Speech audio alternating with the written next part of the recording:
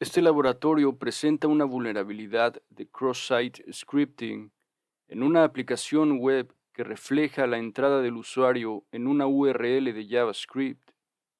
Aunque inicialmente parece un desafío trivial, la aplicación implementa un mecanismo de filtrado para bloquear ciertos caracteres y evitar ataques XSS.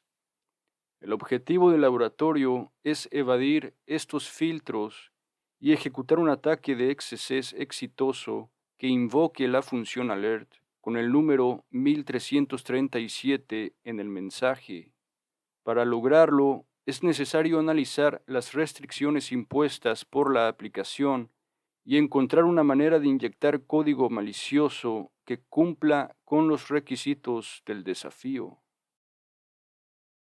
En la página del blog, en la URL, podemos ver un parámetro llamado PostID con el ID de la publicación.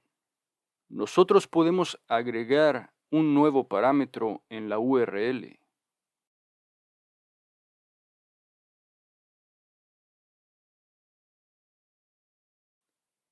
Cuando analizamos el código fuente de la página después de ejecutar la petición GET, el parámetro que incluimos en la URL se refleja en un atributo href de un enlace ancla.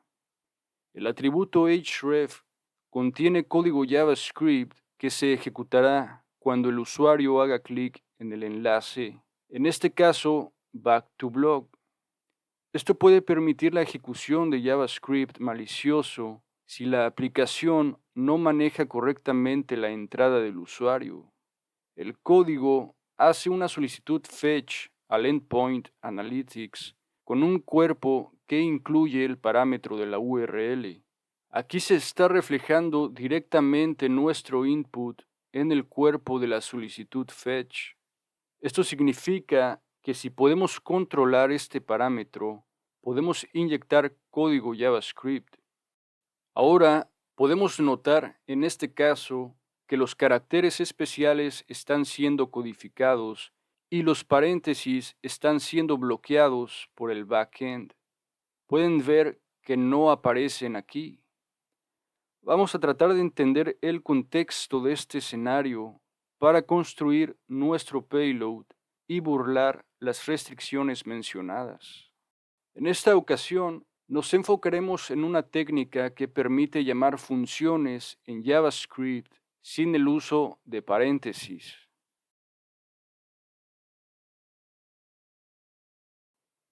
Throw es una instrucción en JavaScript que lanza una excepción de manera explícita. Cuando se usa throw, la ejecución del código se interrumpe inmediatamente y se busca un manejador de errores para manejar la excepción. La sintaxis es throw y una expresión, donde la expresión puede ser un número, una cadena de texto o un objeto. La instrucción throw es útil en ataques de cross-site scripting porque permite ejecutar funciones sin usar paréntesis, lo que ayuda a evadir filtros de seguridad.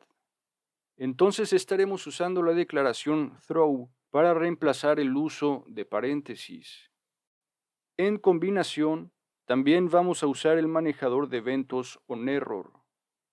OnError es un manejador de eventos en JavaScript que se activa cuando ocurre un error en una página web, como errores de sintaxis, fallos en la carga de recursos o excepciones no controladas. OnError es un manejador global de errores en el navegador. Puedes asignarle una función y ésta se ejecutará cada vez que ocurra un error no capturado en la página. Aquí tenemos un pequeño extracto de lo que será parte de nuestro payload. Primero creamos una función de flecha y la asignamos a la variable x. Estamos definiendo una función de flecha que toma un argumento x y dentro de esa función lanzamos una excepción intencionalmente con la palabra clave throw. Como throw es una declaración, no podrá usarse directamente como una expresión en el payload. En lugar de ello, se utiliza una función de flecha para crear un bloque donde se puede usar la declaración throw. Se utiliza la declaración throw separada con un comentario en blanco para evitar la restricción de no tener espacios en el código. Lo interesante aquí es que dentro del bloque de código de la excepción, estamos configurando el manejador global de errores onError para que ejecute la función alert y muestre el valor 1337. Es decir, cada vez que se lanza un error, el navegador mostrará una alerta con el valor 1337. El throw en JavaScript siempre genera una excepción, ya que su propósito es interrumpir la ejecución normal del código y lanzar una excepción que el programa debe manejar. Cuando ocurre la excepción, JavaScript verifica si hay un manejador de errores global, es decir, si onError está definido. La idea detrás de este comportamiento es aprovechar cómo los navegadores manejan los errores en JavaScript para ejecutar código arbitrario. Para activar el código, lo siguiente que debemos hacer es invocar la función X, asegurándonos de que se ejecute y desencadene el comportamiento deseado. Recuerden que no podemos utilizar paréntesis para llamar a la función en este escenario. La idea es asignar nuestra función X al método toString. Esta técnica de asignación de métodos, que ya hemos explorado en laboratorios anteriores, implica que cuando se invoque toString, en lugar de ejecutar su comportamiento original, se ejecutará la función X que hemos asignado. Esto permite modificar el comportamiento estándar de toString para que realice una tarea diferente. Lo siguiente es realizar la expresión window más una cadena vacía. Este paso convierte el objeto global window en una cadena de texto al concatenarlo con una cadena vacía. Este proceso es crucial porque al hacerlo, JavaScript llama implícitamente al método toString del objeto window. Dado que hemos reasignado el método toString para que sea nuestra función X, en lugar de obtener el comportamiento original de toString, se ejecutará nuestra función X, lo que provocará la excepción y activará el manejador global de errores onError, mostrando la alerta con el valor 1337. Ahora que ya vimos una manera efectiva de generar una alerta sin el uso de paréntesis, debemos ingeniar una manera de inyectar el payload aprovechando la reflexión de nuestro input. Cuando analizamos otra vez la parte del código fuente de la página donde se refleja nuestra entrada, notamos que estamos dentro del objeto de configuración de la solicitud fetch, que está dentro de dos llaves curvas, donde se están pasando dos argumentos: la propiedad method, que indica el método HTTP que se usará para la solicitud, y la propiedad body, que contiene los datos que se envían en la solicitud. Nosotros tenemos control en el parámetro de la URL que se refleja en el body. Bueno, entonces, la idea es cerrar el objeto de configuración de la solicitud fetch que está dentro de las llaves curvas. En la entrada que controlamos de la URL, podemos insertar una comilla simple y una llave de cierre. Esto se vería así.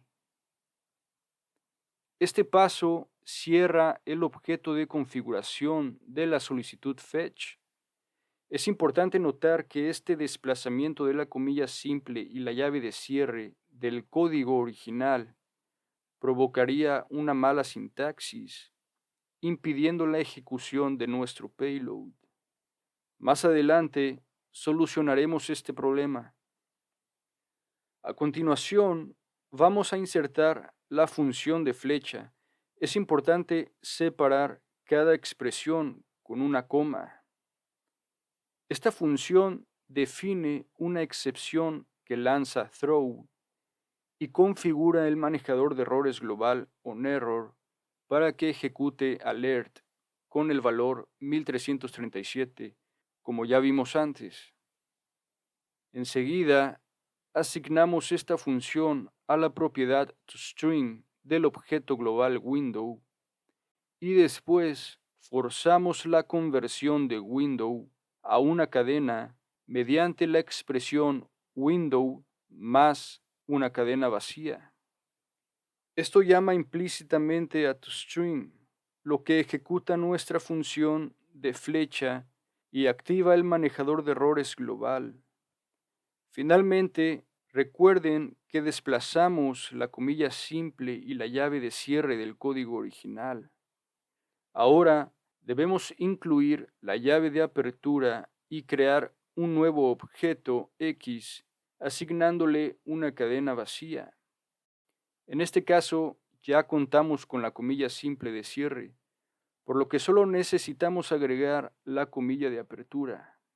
Esto nos ayuda a cerrar la estructura del código y asegura que la sintaxis sea válida. Entonces, esta sería la carga útil que tendríamos que inyectar. Ahora copiamos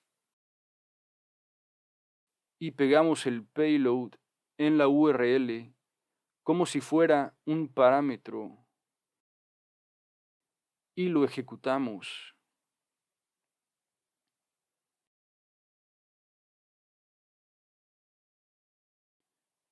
Ahora nos dirigimos al enlace Back to Blog y damos clic.